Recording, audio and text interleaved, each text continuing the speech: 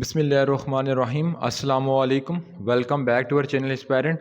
तो बेसिकली आज की इस वीडियो में हम डिस्कस करने जा रहे हैं FIA इंस्पेक्टर बैच 3 का पेपर, जो कि बेसिकली हेल्ड किया गया था 21 अगस्त 2023 को। और बेसिकली पेपर 10 AM को हेल्ड किया गया था। ये बैच 1 का पेपर है, मॉर्निंग शिफ्ट का।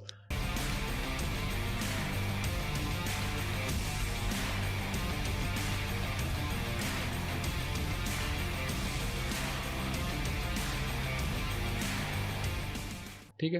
उसके अलावा बैच 4 का पेपर बेसिकली हेल्ड किया जाएगा शाम के टाइम।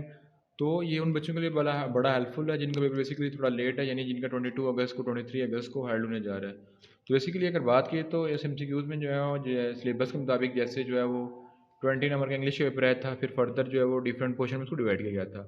तो बेसिकली स्टार्ट करते हैं अपनी वीडियो को।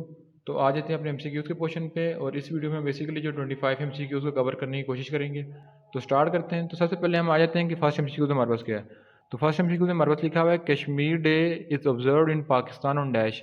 तो बेसिकली जो हमारे पास अगर देखा जाए तो असिस्टेंट के पेपर में आया था कि कश्मीर ब्लैक डे कब ऑब्जर्व किया जाता है। तो कश्मीर ब्लैक डे जो ऑब्जर्व किया जाता है वो 27 अक्टूबर को ऑब्जर्व किया जाता है, क्योंकि 27 अक्टूबर को कश्मीर में ज़लज़ला आया था। ठीक है, इस वजह से उसको ऑब्जर्व किया जाता है। लेकिन यहाँ पे कश्मीर डे, जिसको हम बोलते हैं यूमे यकजहती का डे, वो कब मनाया जाता है पाकिस्तान में? 5 फरवरी को, 1 मई को, 21 मार्च को या 30 जून को। तो जिसका right option option number A फिर जो है वो 5 फरवरी को। ठीक है। उसके बाद फर्दर मूव करते हैं नेक्स्ट MCQ की तरफ, जिसके अंदर लिखा हुआ है कि when British announce NWFP separating from Punjab, यानी कि बरतानिया ने कब जो है वो NWFP यानी बलूचिस्तान को पंजाब से अलहदा किया था। 1901 में, 1935 में, 1947 या 19 नन ऑफ दीज में। तो बेसिकली जो है बरतानिया ने जो है बेसिकली बलूचिस्तान को अलहदा किया था पंजाब से, वो 1901 में अलहदा किया था। तो जो इसका राइट ऑप्शन है ऑप्शन नंबर ए है। ठीक है। फिर फर्दर मूव करते हैं कि इन विच हिजरी ईयर हज वाज मेड कंपलसरी, यानी कि हिजरत के किस साल जो है वो हज को जो है वो लाजमी करा दिया गया था। 8 हिजरी को, 9 हिजरी को, 10 हिजरी को या नन ऑफ दिस। तो बेसिकली जो है वो हज को लाजमी कराया गया था 9 हिजरी को। तो जिसका right option option number B. उसके बाद लिखा हुआ है कि फर्स्ट लॉ ऑफ इनर्शिया को हम बेसिकली क्या बोलते हैं, जो है वो first law of motion, second law of motion या थर्ड लॉ ऑफ मोशन। तो basically law of inertia is also called first law of motion. तो जिसका राइट ऑप्शन है ऑप्शन नंबर ए है। ठीक है। उसके बाद नेक्स्ट MCQ की तरफ मूव करते हैं, जिसके अंदर लिखा हुआ है who is a current secretary general of Commonwealth. तो बेसिकली जो इसका राइट ऑप्शन है वो ऑप्शन नंबर ए है। ठीक है।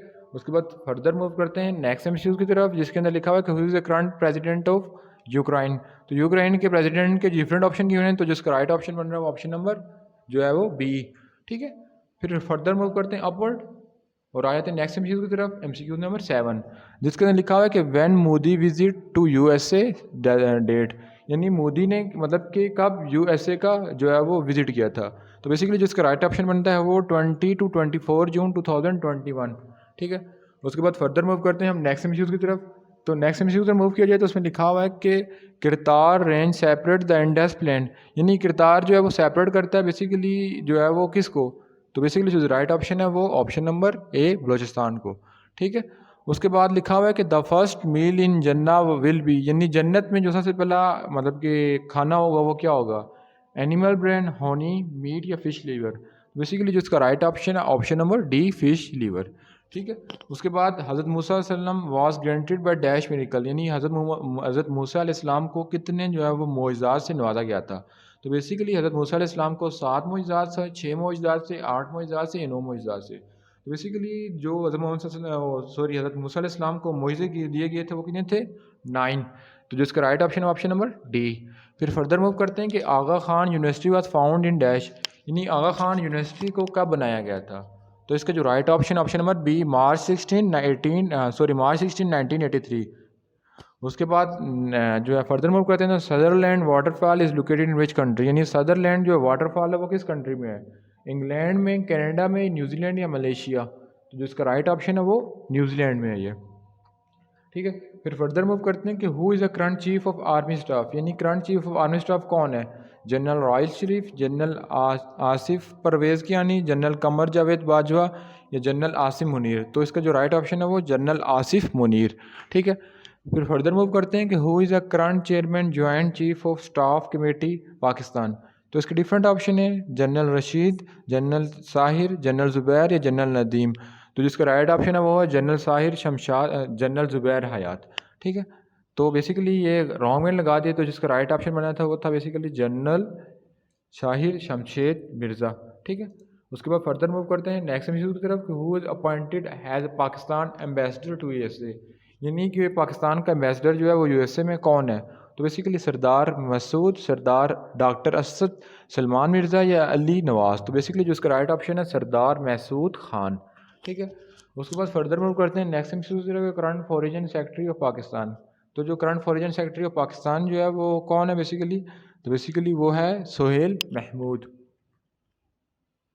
उसके बाद फर्दर मूव करते हैं नेक्स्ट एमसीक्यू की तरफ के अन्नापारान मंटेन रेंज इन विच कंट्री, यानी अन जो है वो अन्नापाराना जो है वो मंटेन किस मुल्क में है?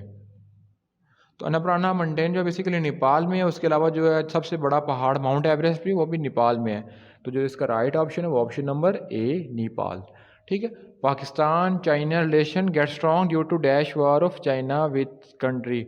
तो बेसिकली जो अब इसके अंदर ऑप्शन गिवन ये थे मतलब कि पाकिस्तान और चाइना का रिलेशनशिप किस वार के बाद बहुत ज़्यादा स्ट्रॉन्ग हो गया था।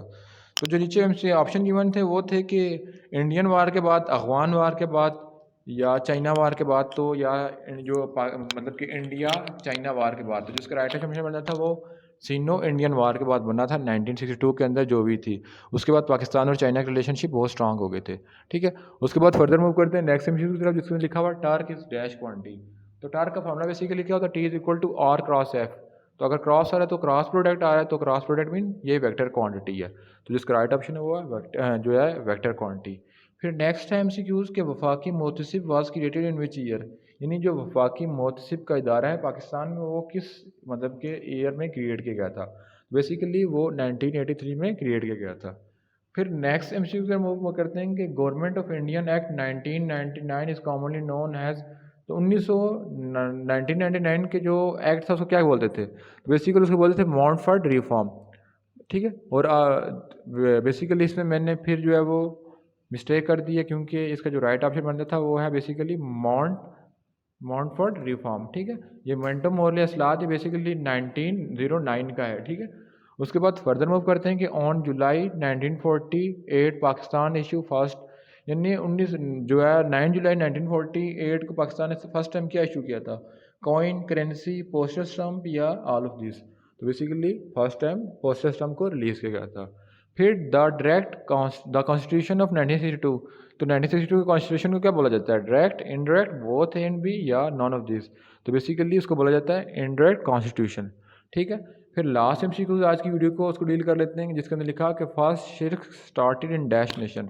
तो बेसिकली फर्स्ट टाइम जिस नेशन ने शिरक किया था वो कौन सी थी? तो उसके अंदर डिफरेंट ऑप्शन थे कि जो है वो कौम नू, कौम लूत। ठीक है, तो जो बेसिकली हज़रत नूह अलैहिस्सलाम की कौम थी उसने फर्स्ट टाइम शिरक किया था। ठीक है, तो जिसका राइट ऑप्शन है वो हज़रत नूह अलैहिस्सलाम के दौर में जो नेशन थी नूह, कौम नूह, उसने फर्स्ट टाइम शेयर किया था। ठीक है, तो बेसिकली आज की इस वीडियो में जो है हमने जो है एमसीक्यूज़ को डील किया। उसके अलावा अगर आप बात कीजिए तो बेसिकली जो ओवरऑल पेपर की बात की जाए तो ओवरऑल पेपर की बात कीजिए तो उसमें जो है मैथमेटिक का पेपर जो है वो भी टफ था। ठीक है, और उसके अलावा जो वर्ल्ड अफेयर बहुत टफ थे। उसके अलावा बात कीजिए अगर आसान जो क्वेश्चन था उसमें क्या था? तो आसान क्वेश्चन जो है इंग्लिश का क्वेश्चन बहुत आसान था एज़ कम्पेयर टू अगर हम देखे जाए असिस्टेंट डायरेक्टर के पेपर से कंपेयर करें तो। अपने जो है बेसिकली आपने मतलब कि जो है वो लास्ट में कमेंट सेक्शन में बताना है कि आपके कितने मार्क्स आ रहे हैं और मतलब इसका जो है वो मेरिट कितना होगा। ठीक है, उसके अलावा आपने बताना है कि पेपर कैसा था, पेपर सख्त था या नॉर्मल था। ठीक है, तो अपने राय से जो है हमें आगाह कीजिएगा। उसके अलावा मतलब कि हम कोशिश करेंगे कि हम सेकंड पार्ट ही बनाएं जिसके अंदर हम डिफरेंट एमसीक्यूज़ को देखेंगे। तो इंशाल्लाह मिलेंगे नेक्स्ट पार्ट में, तब तक अल्लाह हाफिज़।